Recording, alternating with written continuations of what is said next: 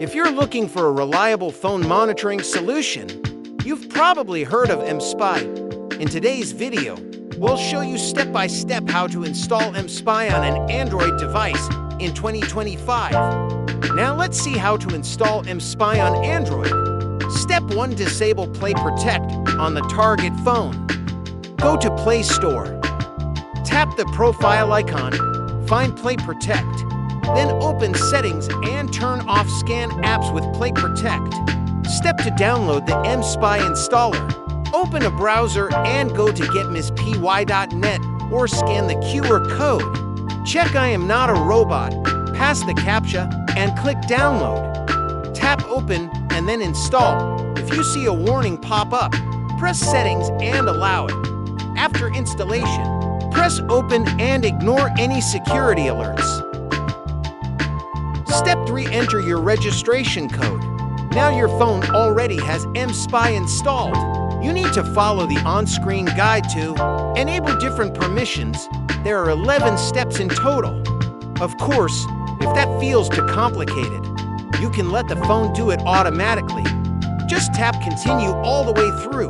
When the 11 steps are done, simply enter the registration code shown on your computer, and from that moment, MSpy starts monitoring. Step 4. Clear traces. To stay discreet, it's important to clear the traces. Go back to the browser you used for download. Open the menu.